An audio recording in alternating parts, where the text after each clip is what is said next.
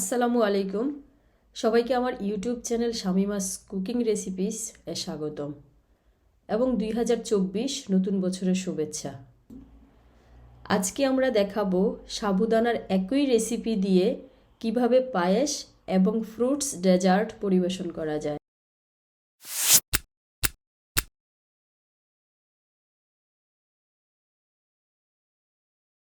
আমি চুলায় একটি প্যান বসিয়ে তার মধ্যে 1 লিটার পরিমাণ দুধ ঢেলে দিলাম।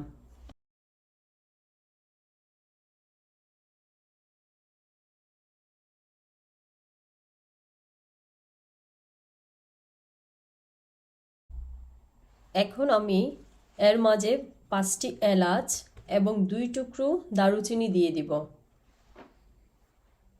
আপনারা চাইলে এখানে জাফরানও অ্যাড করতে পারেন, আমার ছিল না তাই আমি দেইনি, দিলে স্মেলটা ভালো আসবে।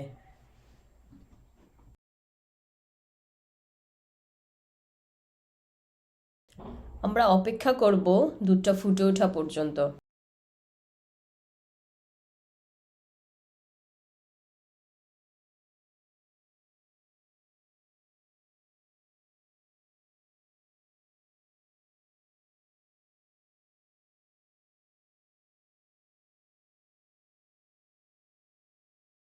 দেখতেই পাচ্ছেন দুধটা ফুটে উঠেছে। এখন আমরা তার মাঝে সাবুদানা দিয়ে দিব। আমি এখানে 1 কাপ পরিমাণ সাবুদানা ভালোভাবে ধুয়ে আধা কাপ পানি দিয়ে 1 ঘন্টার মতো ভিজিয়ে রেখেছিলাম। আপনারা চাইলেও এভাবে ভিজিয়ে রাখতে পারেন অথবা ফুটন্ত পানিতে সাবুগুলো সিদ্ধ করে নিতে পারেন।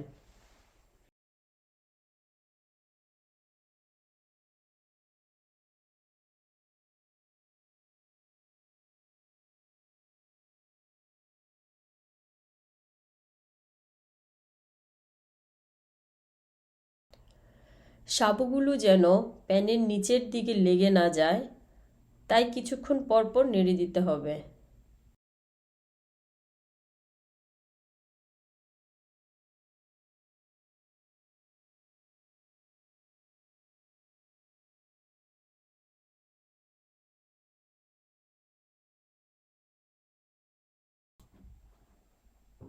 দেখতেই পাচ্ছেন আমাদের সাবুগুলো কিছুটা সিদ্ধ হয়ে উঠেছে।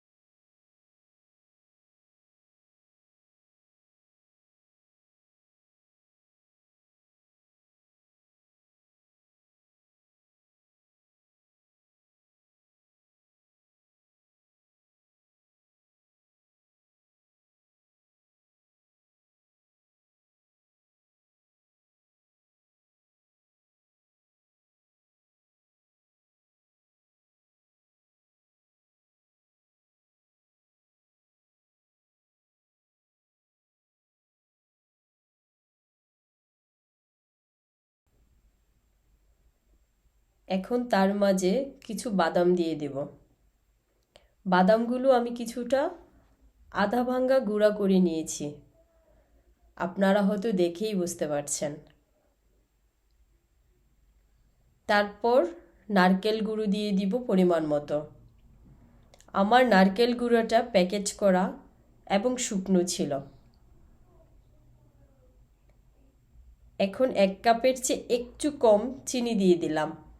চিনিটা যার যার পছন্দ মতো কমিয়ে কিংবা বাড়িয়েও নিতে পারেন।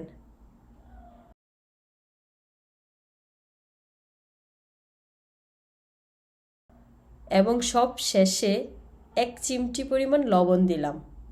কেউ চাইলে লবণটা বাদও দিতে পারেন।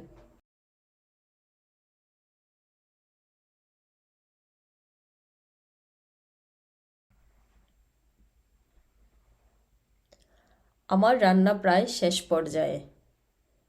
এখন আমি চুলাটা বন্ধ করে দিব এবং কিছুক্ষণ অপেক্ষা করব ঠান্ডা হওয়া পর্যন্ত। সাধারণত সাবু রান্না একটু তরল অবস্থা উঠাতে হয়, ঠান্ডা হওয়ার পর এমনিতেই একটু ঘন হয়ে যাবে।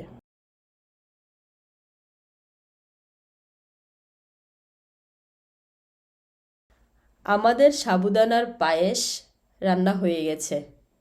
এখন আমি একটা প্লেটে কিছুটা পায়েস নিয়ে এর মধ্যে বাদাম এবং কিশমিশ দিয়ে পরিবেশন করে দিব।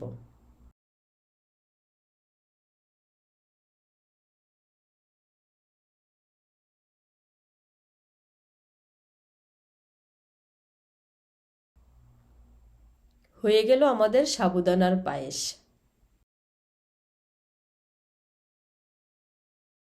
এখন আমরা ফ্রুটস ডেজার্ট বানানোর জন্য কিছু পায়েস এবং আগে থেকে কেটে রাখা ফ্রুটস নিয়ে নিলাম, যেমন বিরনে, 2 কালারের আঙ্গুর, নাশপাতি, আম, আপেল এবং আনার। ফ্রুটস আসলে যার যার পছন্দ মতো ব্যবহার করা যায়।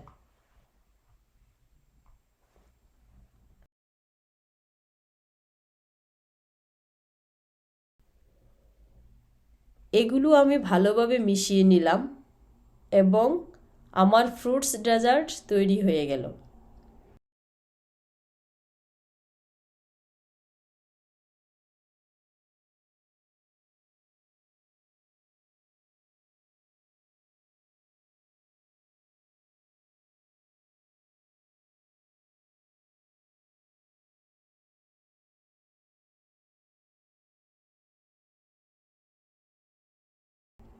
দেখুন কত সহজে একই পায়েস দিয়ে দুইভাবে পরিবেশন করা যায়।